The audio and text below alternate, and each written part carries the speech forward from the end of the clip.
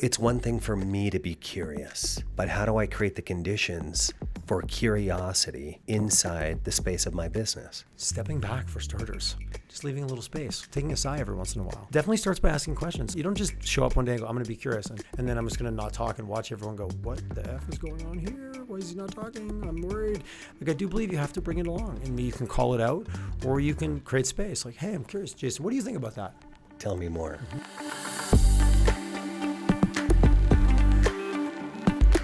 Curiosity. What is the personal scar tissue you have that makes curiosity important to you?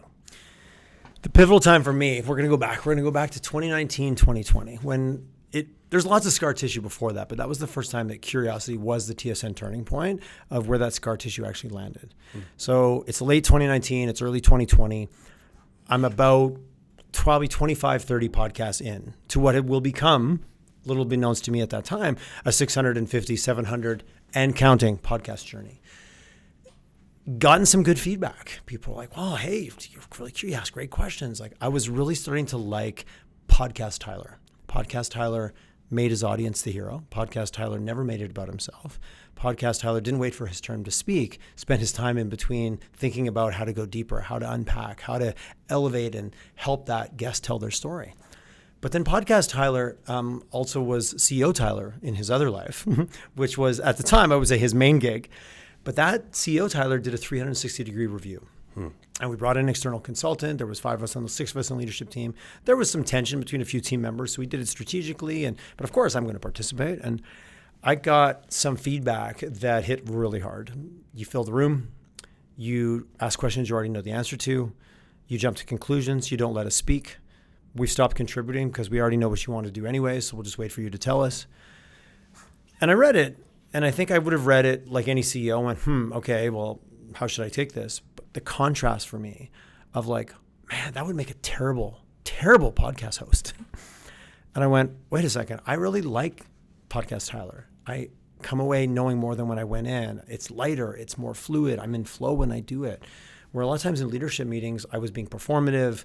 I was living up to an image. I was living up to a story that I'd been telling myself that I must have all the answers. I must be certain. I must be the smartest person in the room. That makes for a terrible podcast host, in my personal opinion. I don't know, because I stopped listening to any host that's like that. And I was at the same time reading a book called The Symphony of Selves by James Fadiman. And he explores the idea that we are multiple selves. We're a family self, we're a friend self, we're a work self, and through the years of, I won't go down the rabbit hole, but our society has evolved to be this, you're either a single version of yourself all the time or somehow you're failing. His book proposed that like, no, that's actually a myth and it actually hurts us. Be aware and be flexible and be able to choose elements of self that you can bring into different situations. So at that moment I said, wait a second, what if CEO Tyler started acting a little bit more like Podcast Tyler? Okay, what do you mean by that? If CEO Tyler was a bit more curious and a bit less certain. And that moment, that TSN turning point, that started my journey of being deliberate and being intentional with curiosity, specifically as a leadership trait, as a leadership choice, as a leadership practice. And ultimately, I work every day to make it my leadership superpower. And if I slip, I just go do a podcast because it reminds me of all the ways that Podcast Tyler can show up for CEO Tyler. What happened when Podcast Tyler started to show up in the business? My team started leaning in. And leaning in by meaning they started contributing. They started going, oh, it took a while. There was silence. I sat back a lot, which that was pre-feedback. Tyler did not sit back a lot. What? There's a pause in the room? Let me fill that for you. Let me bless the space with my knowledge. I completely. I often sat in a taller chair. I was backlit all the time. Like there was lots. I used a mic to amplify. That's what was happening in my mind. And very quickly, I started to get feedback. One from my director of operations, who I've been working with for about 5 years, 4 or 5 years at that time, 5 years. And my business partner had been working with indirectly since 2003. He's like, hey, I don't know what's going on, but I listen to your podcast. I really like it. I really like what you're doing. And I think it's having a positive effect on your leadership. I didn't tell anybody. I didn't make a big deal. I didn't grandstand it like I might have in the past. I just started quietly practicing it, working on it. And Kara, who still works with me today, said, hey, you're just kind of making a little bit more space. Like meetings are more enjoyable because I feel like I can show up now. And that was unsolicited. And that was 2 pieces of feedback. And when you have a tight team and people you trust and people whose opinions you value, it doesn't take a lot of those to go, I wonder if I'm onto something. And I felt better about it. I felt better about it. And that was very real. And I kept exploring it and then started to get deliberate about it. And once I labeled it, like any good marketer, and branded it Curiosity, then I could start to judge it and weight it and oh. And at the time, I'd also, if you notice, there's lots of name dropping for books here. I read Mindset by Carol Dweck. And it'd been around for a few years. But I quickly went, okay, fixed mindset. We are who we are where we are. It is what it is. That was the opposite of curiosity for me. But a growth mindset of like, oh, endless possibilities. Today's just today. Tomorrow's different. If I learn more, if I change my point of view, I can succeed today. I can learn tomorrow. There is no version of myself that I need to protect. The version of myself is always open to what comes next.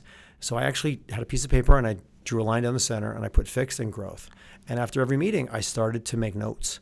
And it took about, well, it didn't take that long, but I did it for about 6 weeks after every Zoom call because it was COVID days. So lots of time to go.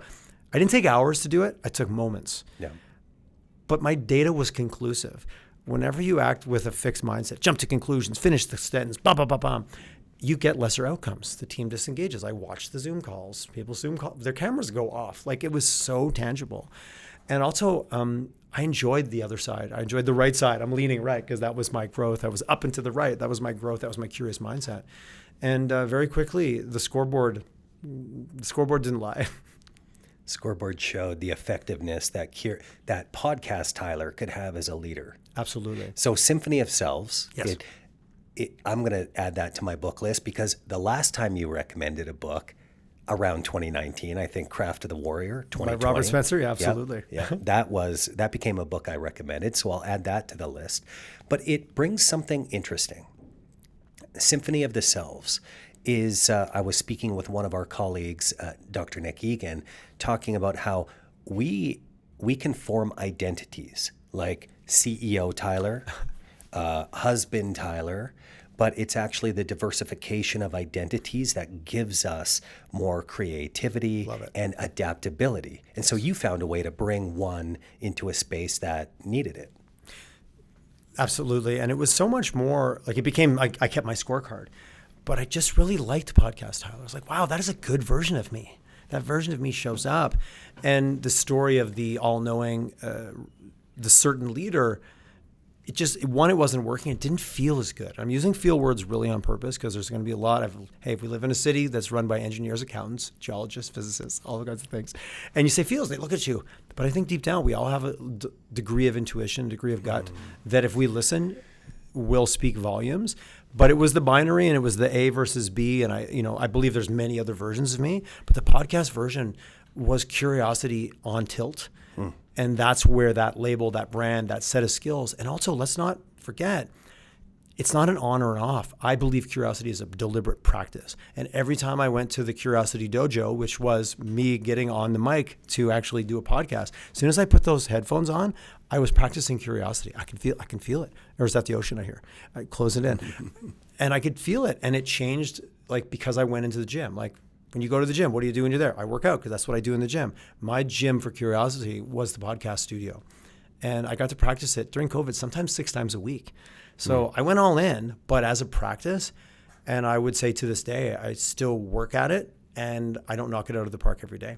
Well, what a gift that you gave to yourself, the intentional repetition of immersing yourself in curiosity. And note to listeners, curiosity feels like the ocean. I think I heard Tyler Chisholm say.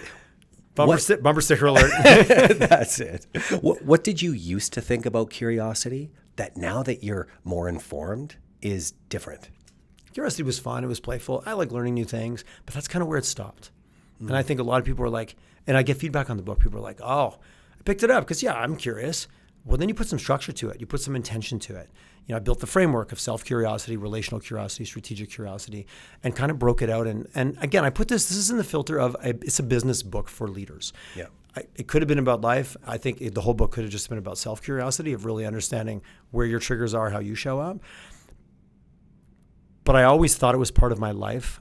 Until that 2019, 2020 turning point, I didn't get deliberate about bringing it into my leadership and then go, okay, this is a little bit more than like, oh, I wonder what's over there. Hey, that's a cool book. Maybe I'll pick it up. It's like, no, I'm going to get intention of how I'm showing up, how I'm reacting, what's going on with my team before I just jump in and go, what the hell's going on here? What's going on with you? So then we can elevate to that strategic level. So it was the deliberate nature of moving it from kind of a playful characteristic or a character trait to a deliberate intentional discipline. So here's the book. Curious as hell. Why the book? You used curiosity as a mechanism, as a podcast host, as bringing into your leadership. But what made this important to write? It started off by my social media manager challenging me. She's like, curiosity, it's your thing. You're the curious guy. There's space there. We need to get curiosity content out there. You need to write a book. If I had $1 for everyone I know who said, I'm going to write a book, I should write a book. Like, and I'll make the joke. There's talking about running a marathon, then there's running one. They're very different. Going into it, it was an exercise of a little bit of shoulds. Like, I feel passionate about this, and like, I should write a book. That is a good thing to do. On the backside of it, very, very different. And a good friend of mine, who's a mutual friend, Mr. Murray Rogers, said to me, he goes, how's your book? Is it successful?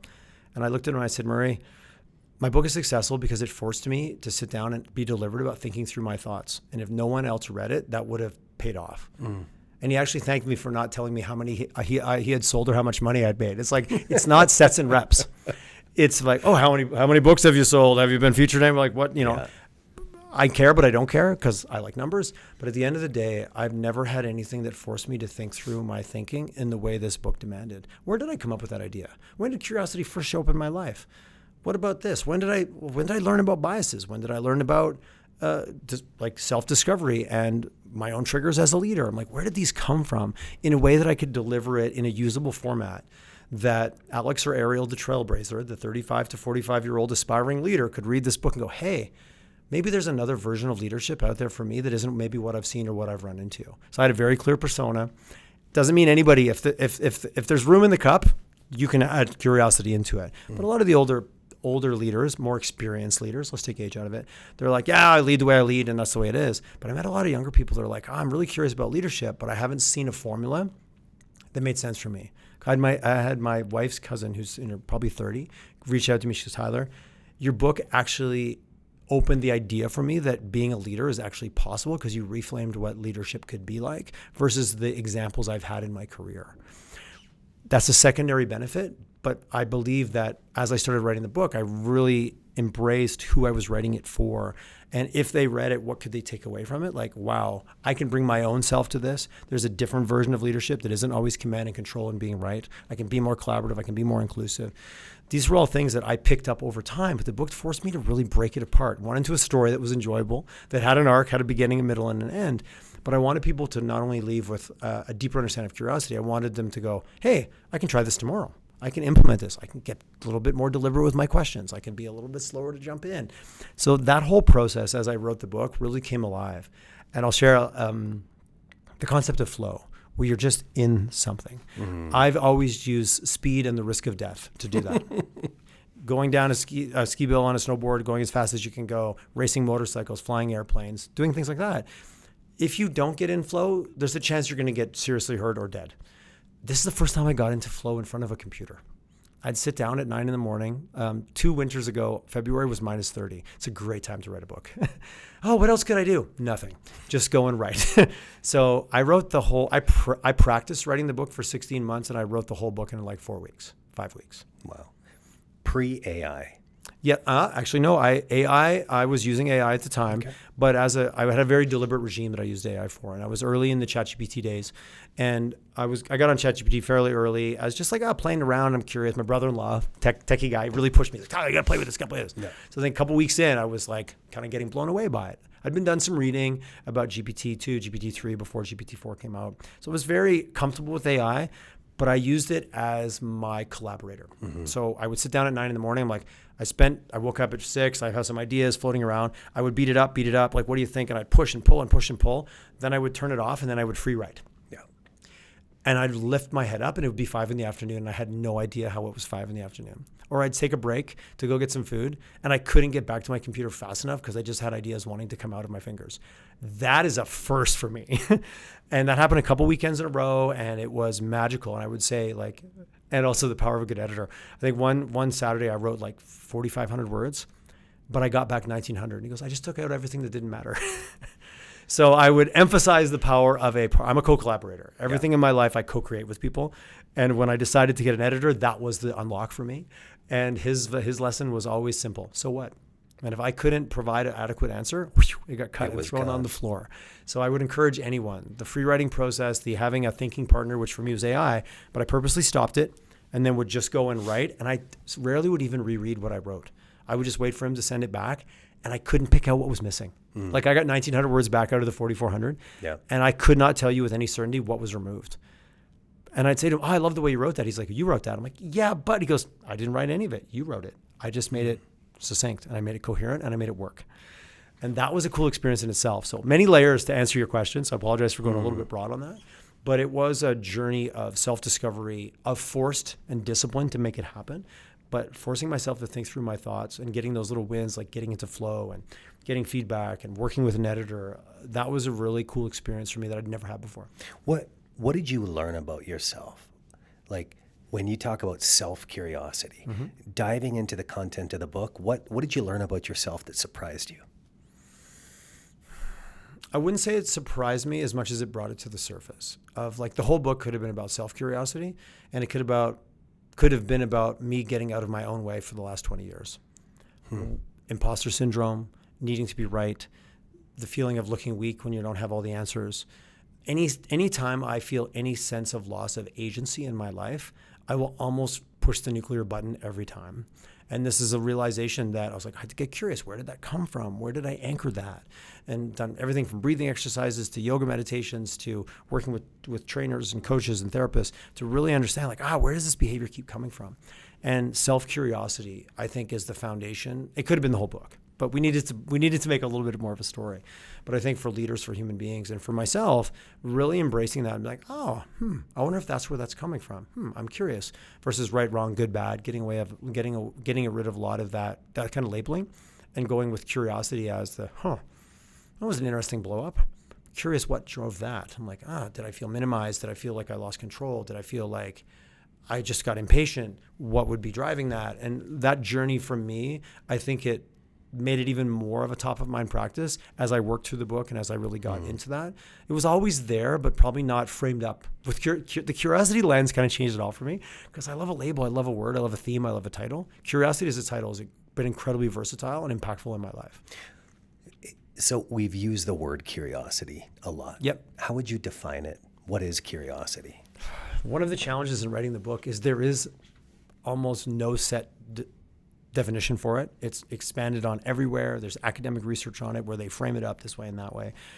For me, how long are you willing to keep asking while keeping your ego in check? And that's specifically my curiosity definition from a leadership perspective. And that's different than sooner or later decision needs to be made. I want to be clear. Being curious as a leader doesn't abdicate decision making. This isn't like, what are you curious about this weekend? Well, I'm curious about pottery. I'm curious about basket weaving. Okay, great. That's awesome. If you do it, you do it. You don't do it, you don't do it. But if we're going to make a decision, getting more curious as a leader, getting your team to bring information, getting different perspectives, really being open to what you learn, that doesn't abdicate or excuse you from needing to make a decision, because this is curiosity in the context of business. And for me, my definition of curiosity is very tied to like, avoid the jump. I like to jump. I think quick. I act quick. I talk quick. I also like to make quick decisions. If I'm going to be curious about what Jayson thinks or what the rest of this team in this room thinks and really take it to heart, I got to slow that down and also be okay to say, well, hey, I'm really stumped here. What do you guys think? Doesn't mean I might not still have to make the decision. And it doesn't mean that everyone in the room it's not consensus building. It's knowledge building and digging and understanding and unearthing. You still might have to make a decision that runs contrary to half the people in the room.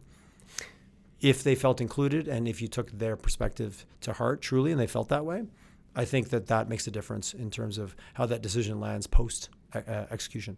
Well, you named something that I know a lot of leaders struggle with. When we're training leaders how to coach or use what we call great spotting skills to explore, a lot of them come back to, but it takes so long. It takes long to be curious. It can. That's one of the number one reasons that curiosity gets sidelined in the U.S. I wouldn't be an author if I didn't quote Harvard Business Review. So Harvard Business Review, there's a quote out there, and I can't remember the exact article, but the major reason, even though there's lots of research around organizations that are curious show a greater ROI on this, they show a greater idea output, but the number one reason it gets sidelined is that we don't have time to be curious around here. We got to get shit done. And I think to a certain degree that can be true. I think the discipline is like, okay, guys, we're going to be curious. We're going to do a 10-minute curiosity round of like, let's just like, what if this was the exact opposite of the situation that's in front of us? What if we put ourselves in the shoes of our customer, our clients, our vendor, and truly got curious about how they might be feeling about this little kerfuffle that we're dealing with here? Okay, great. We still have to make a decision. We can't just go away and spin. And I found sometimes with leaders that I've chatted with this, they're like, oh, it takes so much time. Were you deliberate about the time that you gave it? Were you intentional, or did you just go, okay, today we're going to be curious, everybody, and without a clear definition or a clear framework, what are we, preschool? Like, what's going on here? Like, what do you mean by curious? So I do think your definition matters, and I think the context in this situation does not abdicate the need to make a decision, but it does encourage, if not demand, do you have as much of an understanding of this decision you're forced to be made, or don't you? Right. We don't have time to be curious because we need to get shit done, but be careful because you just might end up in the direction you're headed. We don't have time to do it right, but we sure as hell have time to do it twice. Yeah. which is a real byproduct of the addiction to pace. Yes, 100%. And I think I want to touch on that a little bit. A good friend of mine, I was chatting with lately, she said, Tyler, let's stop with this try-fail thing and fail-forward bullshit. Why don't we just start calling more things experiments, that's what they are. Did you get it right or did you wrong? I don't know, but I learned something. Yeah. And if we're gonna do Bezos, like, is this a level 1 or level 2 decision? It's going to burn the company to the ground. There's probably no limited amount of time we should take to figure this out. This is a door we can walk through and then turn right around and walk back again. Yeah. Level 2 decision. Let's take an experiment. Let's give it a try. Curious, what could go wrong? Nothing? Let's do it.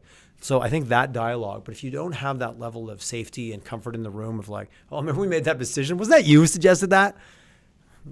No, we agreed to it. So I think it's about how you set the context of like creating space in the room. Because people learn to keep their head down real quick in most organizations. Yeah. I think we've all been in places like that.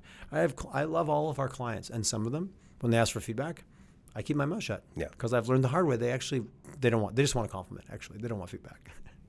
Well, in preparation for this, I love going to the Latin root of words. Oh, curious. Okay, cool. And so the Latin root is cura, which means to care, to cure.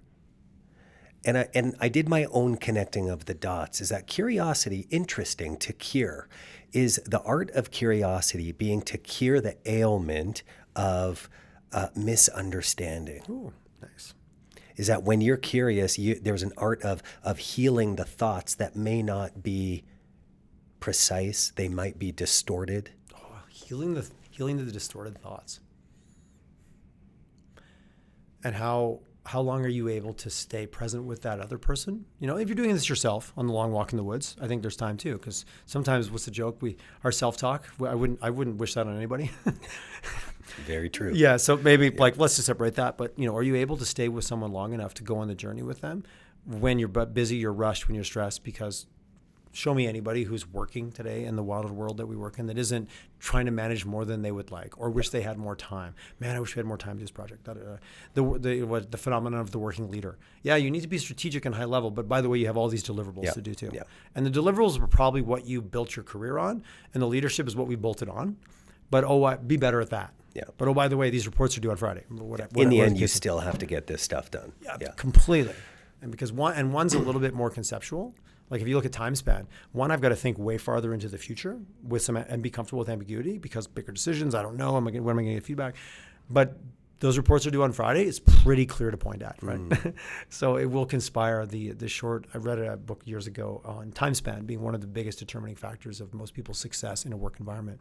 And if my time span is right now, right in front of me, that doesn't mean less expertise or skills. It just means you cannot manage time as effectively tasks into the future because your brain doesn't work that way.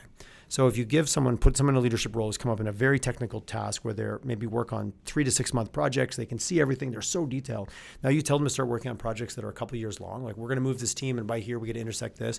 You've pushed the time span beyond where they're capable. So to even be curious about that future, it's almost like there's a ceiling, not in technical skills or capability, but the ability to be unmanaged into the future without input or without a lot more detail.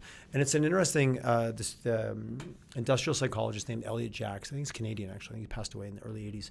But it was his whole concept around most people that fail in a role, it's not because they don't have, providing that they're technically proficient, it's because the time span of the thinking that the role requires doesn't match their ability to get there. But if you think about self-curiosity, that's an interesting thing to go, why is this person who's clearly smart, clearly got expertise, has been elevated into this role and they're struggling? I got to get curious about that. So that's even where curiosity comes in that environment, because they might just be misaligned in this obscure way that you're like, oh my God, but you're so good. And what's going on here? And why can't you manage all these big conceptual ideas? It could go beyond their time span. One of the many things I've been curious about over the years. You keep mentioning self-curiosity. I do. How many versions of curiosity are there? Probably a gazillion, but for the sake of a good framework, which I love in my book, we started with self-curiosity, then, and I do believe it's a ladder or stairs or however you want to go up the, as I use my hands here, can't go up the journey. Self-curiosity, where am I coming from? How am I showing up? What about me is getting triggered? What about me do I need to reflect on? It's self-awareness, self-reflection. All those things camp out really heavy in the self-curiosity phase.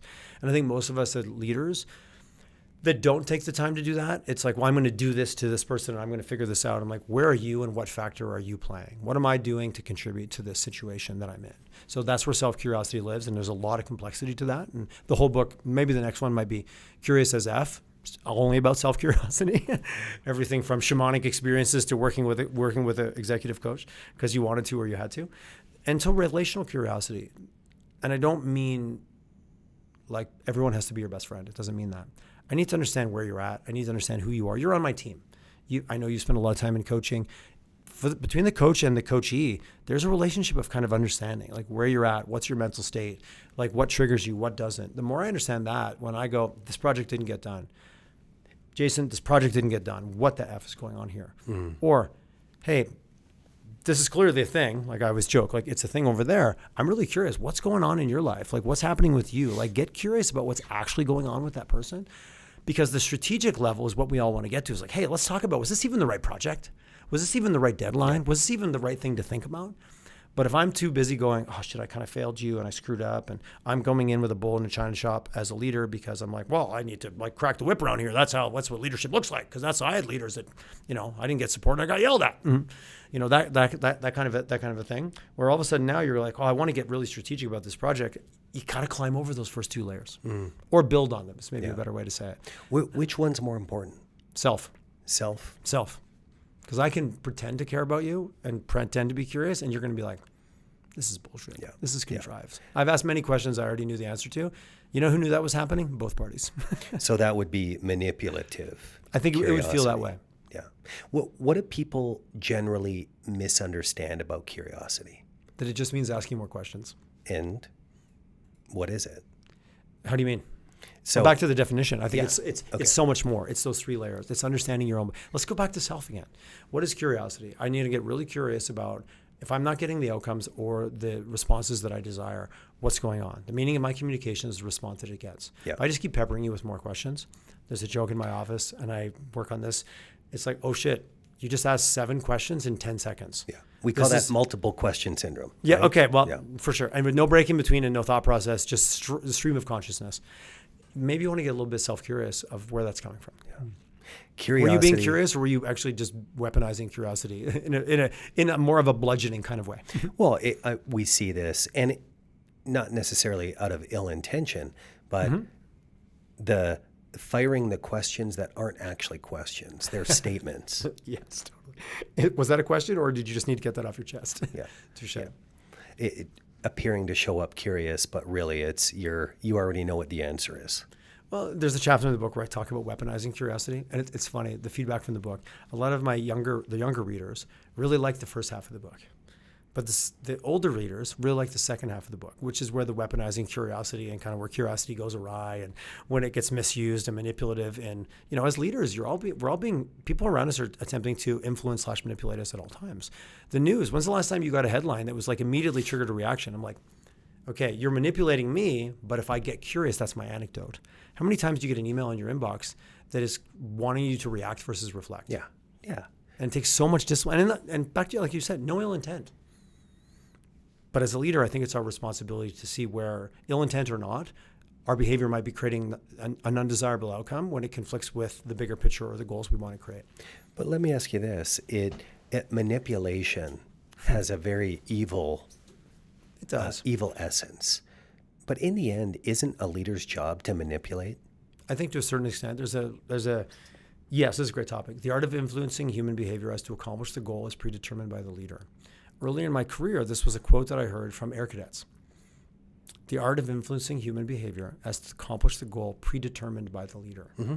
So someone sets the intention, someone sets the direction. Back to the point that this isn't abdicating leadership. This isn't, hey guys, we're going here. But how do we include people in that journey? The U.S. military has a concept called commander's intent. The intent is to take that hill. So if everybody dies in the chain of command, the lowest guy in the totem pole still knows that the job is to take that hill, and he's to do that at all costs.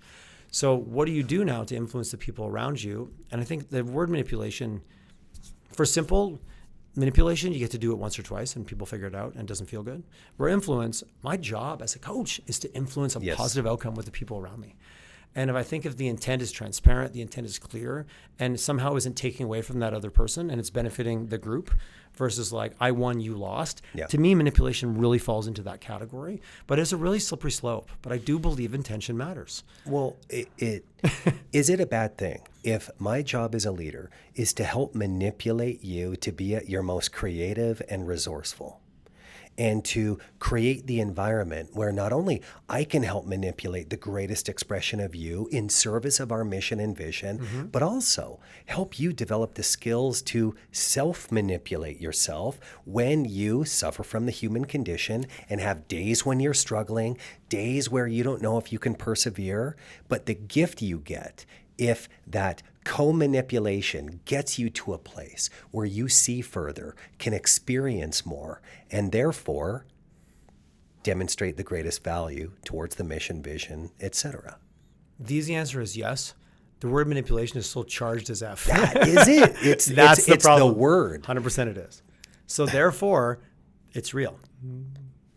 Because if someone because even as you're talking, I'm like, oh, it punches a little bit. What is it that makes it so charged? I think that how it showed up in our society. We're all like conditioned machines, right? We've heard manipulation in negative context. We've heard someone manipulated to the con artist, manipulated his victim. It's been used in that way. So I think the word itself has been co-opted in the society that we live in. I would argue, and I don't know where I would go to do this. There might be another society where they don't even have a word for it. They might, and if you say it, they would treat it as a positive. Well, a couple of my British friends have some words that they use frequently. They're very frowned upon in North America, but they use them like casual dinner conversation. Yeah. Most of my lady friends do not appreciate it. But to them, it's like, what are you talking about? Just that you say that with your mates. I'm like, well, I'm going to dial back. Yeah. Ross is from the UK. I can hear him. Okay, I can hear the giggles over behind the microphone. Okay, It's interesting because when we talk about the charge of manipulation, what is it that creates the charge? Is it that you manipulated me as a leader, so that makes you evil? Or is it deep down inside, how did I betray myself so much that I allowed myself to do this thing? I think it could be both. It could be both. I mean, I generally over-index into the side of individual responsibility. Yes. It's those pains that when we fully own them, we can grow from most. But the easy thing is to villainize you or the other people that manipulated me in an evil fashion. Oh, of course. But if I was self-curious enough, then maybe I wouldn't have walked down that path, which pleads the case for self-curiosity. Well, because we're also talking, what you really touched on is like victim or empowered. I'm always empowered, and if I've been tricked, I've been duped. I heard a guy who worked for me for like a year and a half. He ended up being a con artist. Yeah. And I was like, wow, I'm a really good judge of character if people show up authentically. Otherwise, I can be duped. But I had to come to terms with that. And I actually enjoyed being duped by him because it was so enjoyable. He was such a friendly guy. It was great to hang out. It was super fun. And then realized he was a sociopathic, compulsive liar with a cocaine problem. But I had to come to terms with like, wow, I kind of like, what did I get out of that? What actually happened? But I think like agency, sense of self, I think that, blaming completely on the other person, that's a cop-out. Yeah. You're avoiding the growth, the self-curiosity of, in what ways am I responsible for this outcome or this situation? Well, but it's just the opposite. I'm not responsible for any of it. It was all you, you bastard. Evil bastard. Evil, clearly. Evil, manipulative bastard. we We need just all the keep- we need all the just keep adjectives. adding. Yeah. Bastard is the noun in this case. Paint me a picture when curiosity is absent. What's missing? What's broken? What does the environment look like? There's no space. There's absolutely no space. It's now, it's this, it's that. It's like, great, I don't give a shit what you think. We're moving forward with this. We're going to create blind spots. We're going to make snap judgments. We're going to see something. We're going to see the front of the elephant and describe it and go, it's 100%. That's what it is. We didn't walk around to the side. We didn't well, be careful with the back, but we didn't at least walk around the sides. The compression, the pace might seem, we're going to get faster at going in the wrong direction. Yeah. What did you say earlier? We're going to get exactly what we, Be careful. You just might end up in the direction you're headed. Yes, 100%. Love it. And I think you'll get there faster. And I've even had to come to terms with a few things in my life where I really like going fast. I like speed. I had to be okay that every once in a while I would make a mistake because speed and perfection don't really go that well together. Like I always make great decisions. Oh, guys, sorry, I made a mistake there. Apologize. I went a little bit quick. I didn't proofread it. I sent it. I didn't do the thing. But that wasn't me understanding that I'm like, most of the time I value speed. Not saying in place of curiosity here, but in my case, like I might do something quick because I wanted to do 5 of them. Like I like volume. I like doing a lot of things. I had to come to terms and get curious of like, okay, what am I willing to give up? Am I willing to accept a few misses or a few errors here to move things forward? Okay, yeah. So I had to get curious with what I wanted to go with. So in often cases, I choose speed and volume over like perfection, which in my mind, and perfection, I'm using that word pretty loosely, but sometimes just slowing down a little bit, taking a little bit more time to do it better. Like, it's okay. It's a level 2 decision. I can get through it. It's not going to burn down the business. I can move forward. But that was self-curiosity going, what am I balancing here? Because like, oh God, I made a mistake. I'm like, eyes wide open, man. You went into your week going, I got a lot to do. I'm okay to go quick and I'm okay to course correct a few things after the fact. But it was the self-curiosity that allowed me to even make that decision. So when the errors do show up, because they do, I don't spend the next 24 hours beating myself up about it. No, or even 20 minutes. You keep moving. I keep moving forward. Yeah. And depending on, maybe I'll make a little course correction next time. Like I'm not removing the ability to learn here on this. I want to be clear. Yeah. Okay, here's a stance I want to bump off you, and I'm going to read it off here so I get it right. A leader's job isn't to be more curious. It's to stop being the person who punishes curiosity in others. Research from the Global Curiosity Institute found that 90% of leaders say that curiosity matters, and only 50% actually invite it. And that the gap isn't really just a lack of training, it's a lack of self-awareness around how their behavior closes off other people's questions. Where am I wrong? The first part. Because wouldn't the leader need to get curious about even doing that? So that's where the self-curiosity comes in. Because there's a lot of relational curiosity in there of like, how are you creating an environment or contributing to an environment where your team can be more curious? If you're blocking that, you should get really curious about where you're blocking it and where you're being that obstacle. 90% say it's important, but only 50% actually do anything to allow it to happen. Was that the quote? Yeah.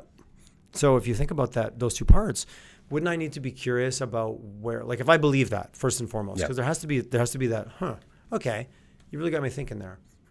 Okay, I'm going to test something. The next meeting, I'm going to sit back a little bit. And I'm curious what impact that will have. So I do still believe it starts with self-curiosity. Well, you have to have a willingness to experiment. 100%. A willingness to be able to unpack things. But how many leaders close off curiosity because they work from a place of certainty? This is the way it is. This is the way it should be. A lot of the ones I've met. Don't reinvent the wheel.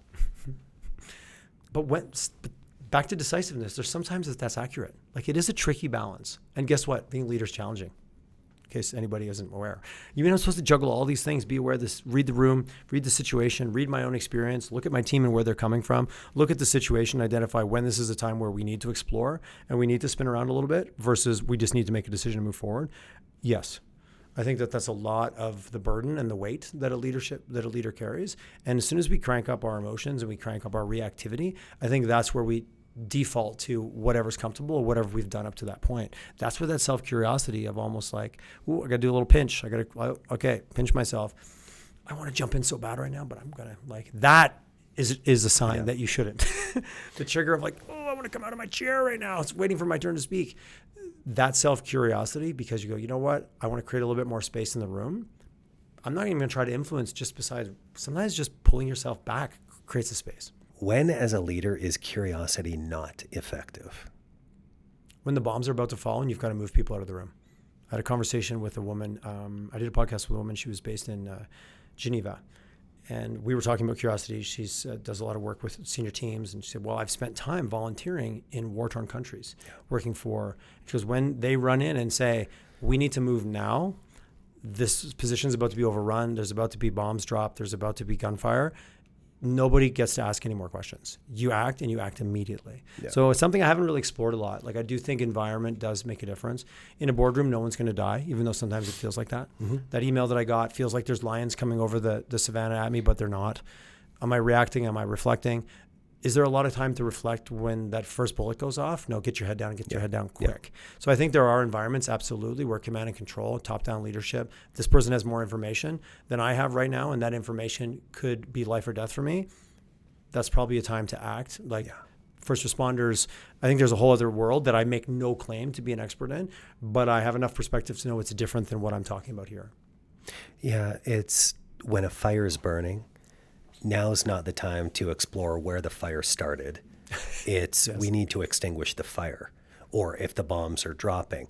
But how does a leader know when it's truly a bomb or a fire, metaphorically, and when it just feels like that? I would argue that it feels like it a lot more than it is that. So I think that's where that self-reflection, when are you being called to react versus reflect? It's something I work on every day because I love to react. It's my go-to position. You give me an opportunity to be quick, fast, and to the point, I will be quick, fast, and to the point. So for me, it's always taking a pause and going, this is what I want to react to. I've spent some time being curious about that. I catch it and I go, wait, I'm going to ask more questions before I jump in.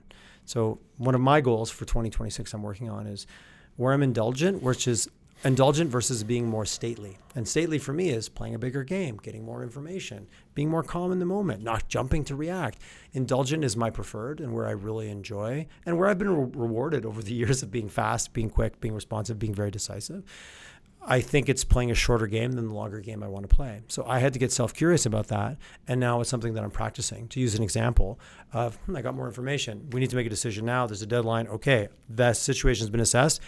That's not being indulgent. This is what the situation calls for. A lot of times in my world, it's marketing. No one's going to die. There's time to reflect.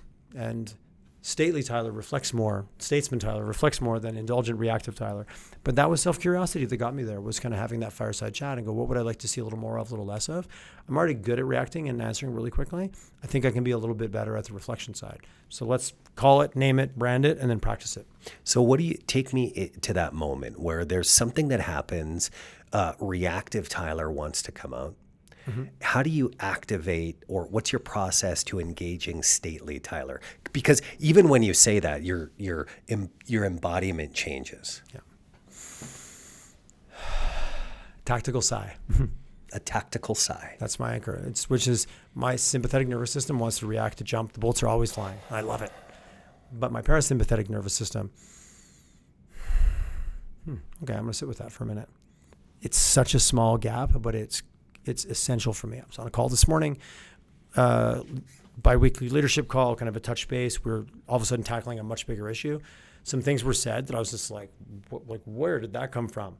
Boom, just wanted to react, wanted to respond, wanted to either like counter or disagree or add more context, or I wanted to respond. And there was a pause. And because I didn't talk, someone else started talking. I was like, noted. If I would have jumped in, which I wanted to so badly, that person wouldn't have talked, or I would have cut them off. But I could still feel it. Yeah. That curiosity of self and that awareness is something I'm working on. Do I nail it every day? No. Is it top? Is it part of my practice? Yes. But what a very practical exercise that I think even I'm sitting here seeing myself using this, my version of stately Tyler. But what that does is it gives you this space to make a conscious response. Absolutely. Rather than that reactive, emotional, habitual response that may not yield the results you want.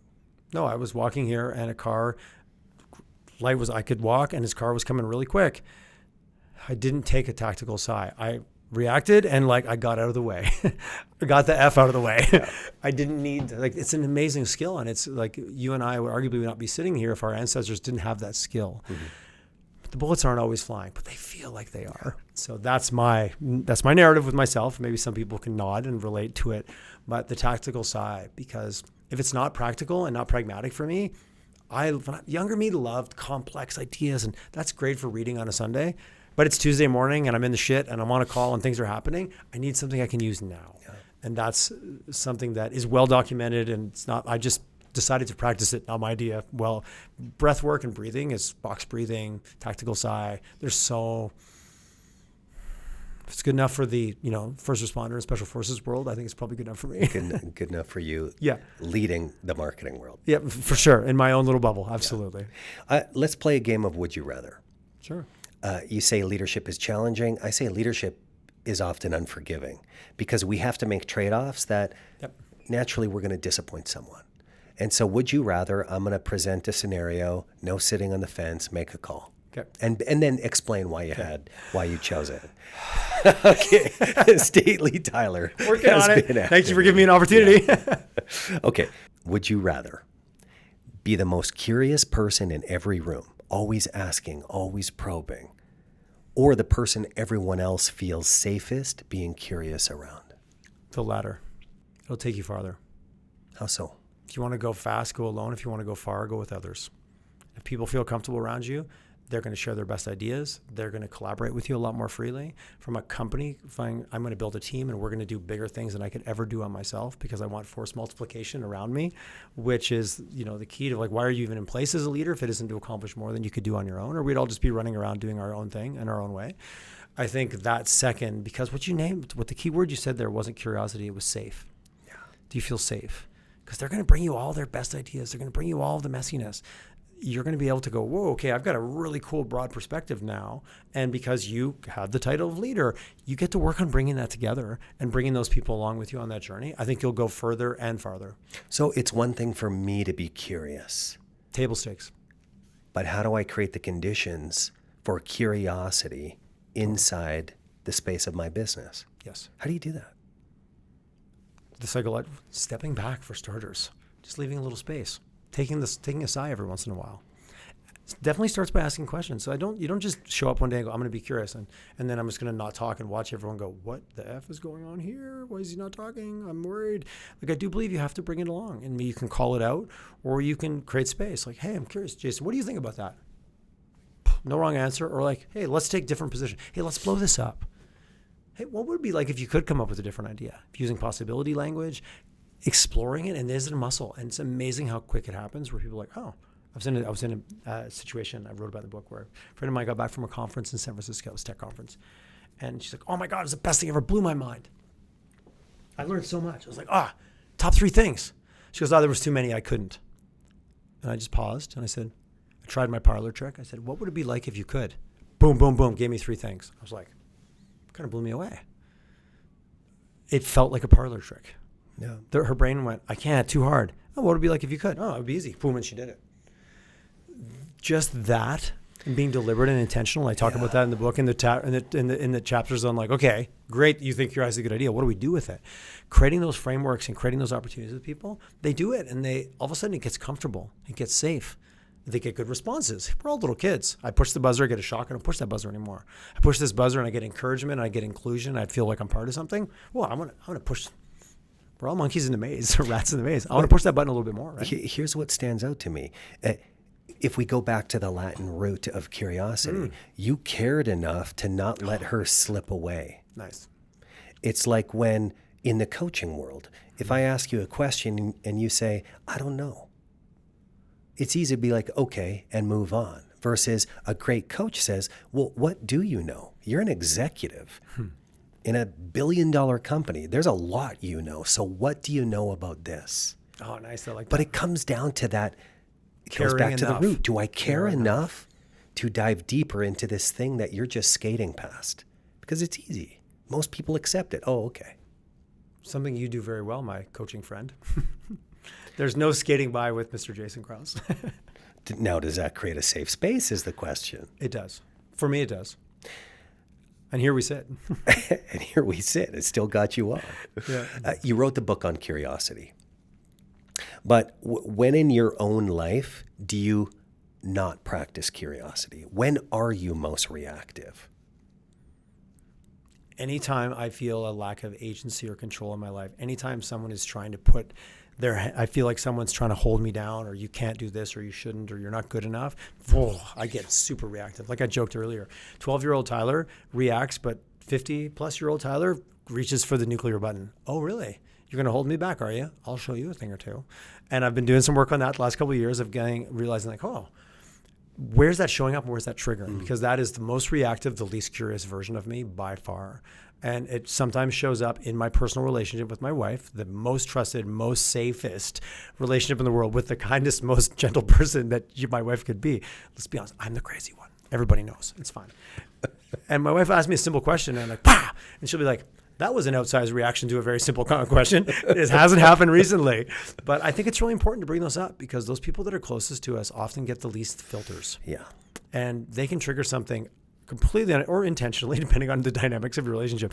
In these couple of instances where I was like, whoa, what is happening here? So I did some breath work, did some meditation, did some really deep self-curiosity. And all of a sudden it was like, 12-year-old me kind of felt like he was always being held back. And this isn't a journey with my therapist that it's all about my younger self. But I had this vision of all of a sudden my 12-year-old self feeling like he just didn't have control. Because think about it, 12-year-old boy, you're not a man, you're not a boy anymore, you're trying to figure it all out.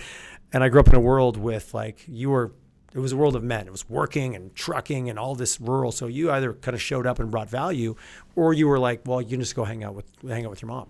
But I wanted to be in that world, but I didn't have any value in the way that world talked about value. And whenever that feeling comes up in me, curiosity out, nuclear, boom, yes, grab the grenade, throw it into the room, yes.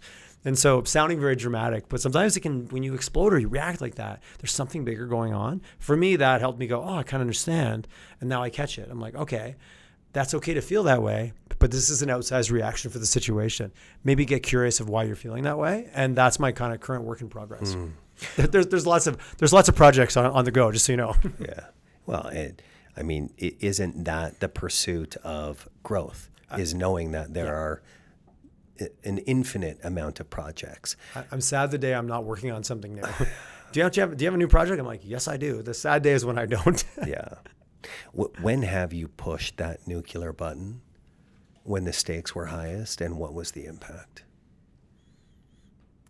Probably irreparable damages in a professional setting with a team member. I think back years ago, we had a culture that was not the culture we have today. It was a little bit more blamey, a little bit more, kind of gossipy. There was a lot of negativity there. And looking back on it, I definitely feel I contributed to it from, not being as curious and showing up the way, not being as comfortable in my own skin as a leader as I'm working to be every day. That's never done, to be clear, like we talked about. But I think that in those environments, I've put client relationships in jeopardy. Definitely, have lost team members, good, bad, or indifferent, because I reacted versus leaned in. Was not a coach. Yeah. Was a command and control style leader, and rather than be curious of where they were at or what maybe drove them to act a certain way, it was boom, put your thumb on it. And definitely I can look back, like, is there one that stood out? No, but there was a series of small explosions, yeah. I would say. Yeah. True or false? Much like Would You Rather, I'm going to make a statement. You respond true or false and back it up. Explain why. Here's the first one. The number of questions asked in your meetings is a more accurate measure of your culture health than any engagement score. True. Because it demonstrates engagement. I've read some of the metrics around how do you know curiosity is showing up in your organization? Idea output, new initiatives taken on, new projects come up with. It's so ambiguous, curiosity, but you absolutely can tie it to measurable outcomes. And I think that would be a direct result of we don't need to do an engagement study. Look at the content, look at the idea. We actually have too many ideas. We need to learn how to rein them in. To me, that's that's an environment that not only feels curious, but feels very safe being curious. Yeah. Well, when you think about from a coaching standpoint, if we underscore what is the value that we bring, is we get to ask the stupid questions that no one's willing to ask. I love it. Right? So that we can help them get clear. Next, true or false? Most leaders ask questions not to learn, but to control. And the test of real curiosity is whether you let the answer change something you've already decided. True. Resounding true. The first part is weaponizing it. That was me. Did you talk to my team before this meeting? From back in 2018 and a half-ish, probably the peak of like manipulative question asking. Weaponizing curiosity. Are you open to new information? Are you like, you know what? That is a fresh perspective that I didn't have. Like, I think that recalibrates the way. Are you open to thinking about things in new ways because of outside information coming in? Once you're, especially like let's add deadline, let's add time pressure, let's add all that, let's turn up the dials on that. Oh, holy shit. Like, we're not ready to go to market. And I can't we got to make a decision because we still need to make the right decision. Again, is it level 1 or level 2? Let's play, let's not forget that. But I think when you turn up all of the dials, that's when that truly gets put to the test. Yeah. And I wrestle with that on a regular basis. I think that that's a real thing. And I think that I've perfected it and I've nailed it. I don't know how human of a statement that even is. Yeah. Well, it's the seduction of pace often has us lose these important things like curiosity. Seduction of speed, yes. Touche. But it also reminds me, I think I wrote this in a newsletter years ago, that Daniel Kahneman said, I love finding out when I'm wrong because it's the only time I can actually prove I'm learning something. Oh, is that Thinking Slow and Fast? I think it is, yeah. That's great. He's got lots of good punchy liners like that. That's good. Say it again. I love finding out when I'm wrong because it's the only time I can actually prove I'm learning something. Ooh. Nice. We had bumper sticker earlier. T-shirt. Yeah. That's great. I really like that. T-shirt, bumper sticker. Bumper sticker. Yeah, totally. That's great. What's the worst advice someone could ever get around being curious? Just ask more questions. By itself, it's hollow. It doesn't mean anything. Yeah. What's your intention behind it? What's your framework behind it? Be pointed advice. Well, that being more curious is just about you. Yeah. It's not a selfish endeavor. In a leadership context, I think it's very inclusive. And like your comment earlier, I think 90% of CEOs say that they are curious, but only 50% create the space for it to happen. So I think the advice would be you be more curious, do more curious things, ask more questions. Would have someone kind of wielding it a bit recklessly, and it might have absolutely the adverse reaction, especially what you do with that information. Like, I'm going to be more curious. I'm going to go and ask more questions. Yeah. With what intention? Just like... You ever been in a conversation with someone and you can almost time it like they were taught that you ask the other person questions for like 45 to 90 seconds and then you can start talking to them about what you want to talk about? And it was like almost contrived. I had this conversation recently and I was like, oh, wow, that was like a formula. That was very formulaic. Question. Okay, now I get to tell you about what's going on with my life. I didn't even get a chance to ask questions. They just started going, hey, well, let me tell you what's going on with me. I was like, I love asking questions. I never had a chance.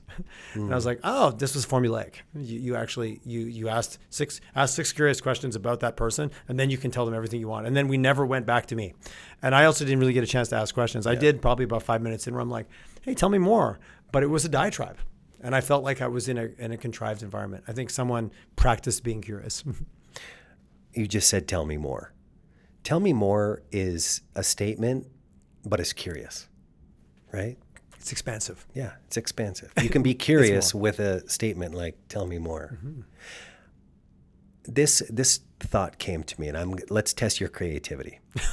A simile test, yes. Activate stately Tyler. Sure. Questions without curiosity is like... It's a checkbox exercise. Like, well, who are the questions for? If you're not curious about, is it just informational? How tall are you? Am I really curious, or do I need that to fit you into your flight suit? Mm-hmm. What size of shoes do you wear? And what do you weigh? What color are your eyes?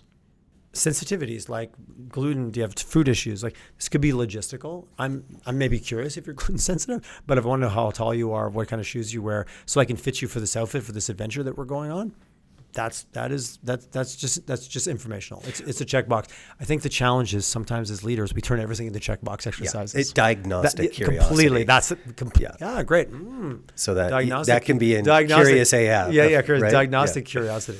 Necessary, but maybe rooted from a different desire, different outcome. Well, so that I can solve it versus what are the questions so that we can see it differently is a much different form nice frame. of curiosity. Love it. And you said something earlier, when you're curious, then you're stepping into the journey with people.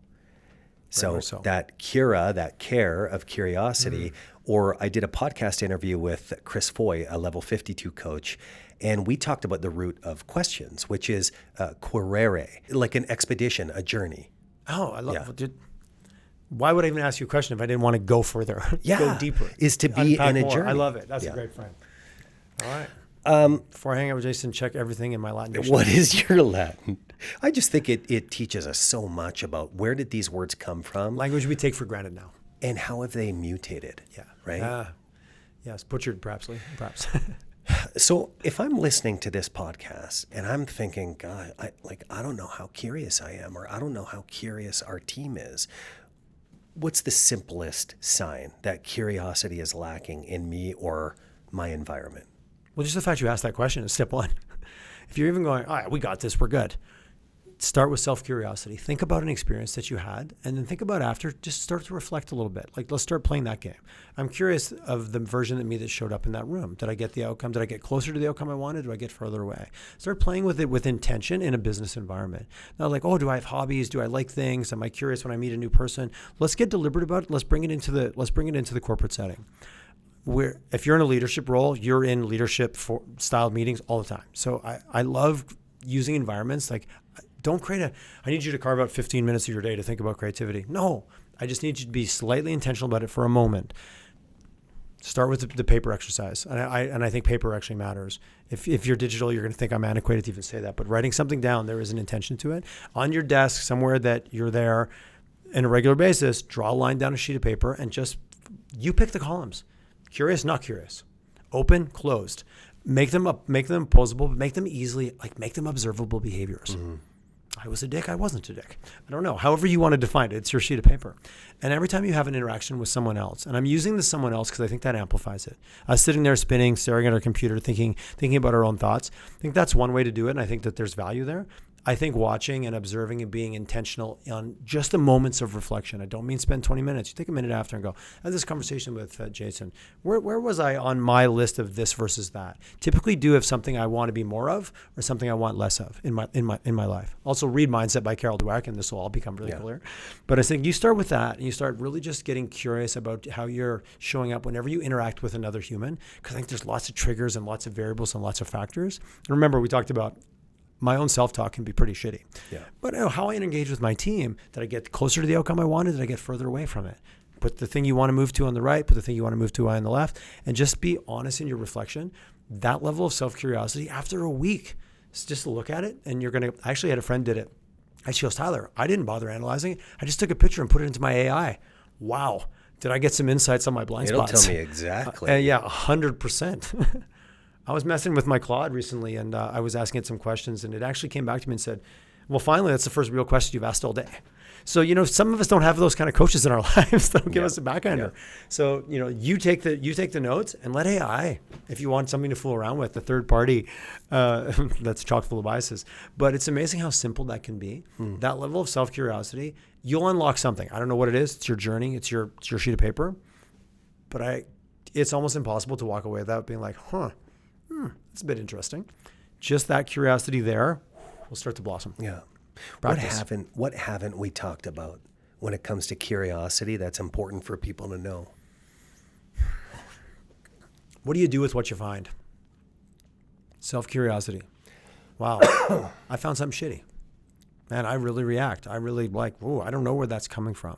I believe in coaches. I believe in therapists. I believe in counselors. I believe in whatever external perspective. You cannot see the label from inside the bottle. Mm-hmm. I am sitting squarely in my bottle. And over the years, I'd argue I threw a whole bunch more labels on the outside, so I can't see out at all. And I'm in there going, this is what it is. Drinking my own Kool-Aid, whatever metaphor you want to use. But you can't see the label while you're inside the bottle. Having an external person say, hey, Jason, you're my coach. I really think I want to get more curious. Well, why do you want to get more curious, Tyler? Well, I think I'm closing doors. I think I could learn more about my team. I think I'd be a bit more open. I think I'm jumping to conclusions. I think the problems I have to solve are way bigger than maybe anything I've got here. Okay, great. Well, let's start working on that. Oh my God, I react and I get fired up and I get pissed off and I get triggered in meetings, or I'm being extreme because it's more fun to talk about. Working with an external person to start diving into where that's coming from, where you're getting those triggers, I think it's hugely important. I think that self-curiosity is a great way to start. But when you find Pandora's box, sometimes you need someone else to help you open it. Yeah. Get that coach. Do not do this alone. something I've embraced in my life, and I think I've joked about this with you in the past, but a few years ago I did this quick little personality assessment for a friend of mine, and it was just she's a social scientist, so she's collecting data, and it came back that I was a co-creator. And it was just one of those simple things that kind of all of a sudden made my whole life make sense. So now I don't even hesitate. Writing a book without an editor? No, because that's not who I am. A lot of leaders think they have to do it alone. And I'm not saying everyone's a co-creator. That was my persona. Yeah. But having that external person to bounce off of, that list of that sheet of paper, you have a trusted coworker, someone you really trust that's like you can share your stuff with. Tell them what you're tracking. You'll get feedback right away, almost instantaneously, because they're there and they're seeing it from outside. But I think that on the self-curiosity journey specifically, don't think you need to or should do it alone. There's a question I like to ask every guest, regardless of topic. Mm-hmm. What invisible force do you think most determines whether a leader succeeds or fails? What truly is your intrinsic motivations? To be liked, to be successful, to be rich, to be powerful, to be supportive, to be caring, to look like the smartest person in the room. If you can get your head wrapped around that, this gets a lot easier. How do you wrap your head around that? It's changed. It used to be, I'm the leader. I need to be on top of the mountain. I need to have all the answers. I will have arrived. If this, then that. If I'm the leader, then I have all the answers. Then people look to me. Versus, wait a second.